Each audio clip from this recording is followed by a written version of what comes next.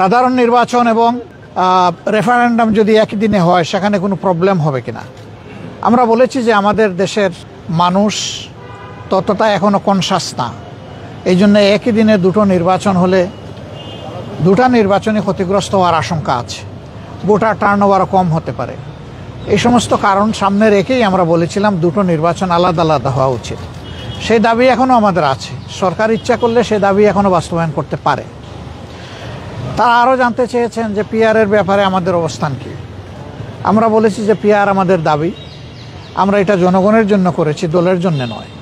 এমনকি আমরা যদি জনগণের ভোটে নির্বাচিত হয়ে আল্লাহর ইচ্ছায় ক্ষমতায় যাই, ক্ষমতায় তো আমরা বলি না, দেশ সেবার সুযোগ পাই, তাহলে আমরা তখনও পিআর বাস্তবায়নে আন্তরিকতার পরিচয় দেব। তখন এটা হবে না যে আমরা তো জিতে গেছি, এখন আর পিআরের দরকার কি। অতীতের যে কালচার, এটাকে আমরা পাল্টে দিতে চাই। মানুষ এখন অনেক রাজনৈতিক দলের কমিটমেন্টের উপরে আস্থা রাখে না, বলে যে আপনারা আগে তো গিয়েছেন ক্ষমতায়, আমরা দেখেছি আপনারা তো কমিটমেন্ট রক্ষা করেন না। এই যে একটা ব্যাড কালচার হয়ে গেছে, এটাকে পাল্টানোর দায়িত্ব কাউকে না কাউকে নিতে হবে। সেই দায়িত্বটা আমরাই নিতে চাই, আপনারা দোয়া করবেন।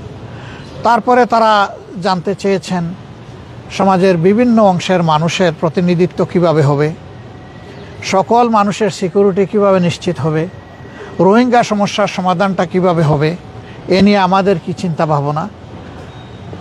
নির্বাচন পরবর্তী সময়ে যদি আমরা নির্বাচিত হই, তাইলে প্রথম 100 দিনে আমাদের জনগণের প্রতি কি বক্তব্য থাকবে, কি করণীয় থাকবে, এই বিষয়গুলো তারা আমাদের কাছে জানতে চেয়েছে। তো আমরা বলেছি যে আমাদের সব কিছুই ফ্রেম করা আছে, আমরা ওয়ান টাইম যখন যেটা প্রযোজ্য সেটা আমরা সামনে রিলিজ করব।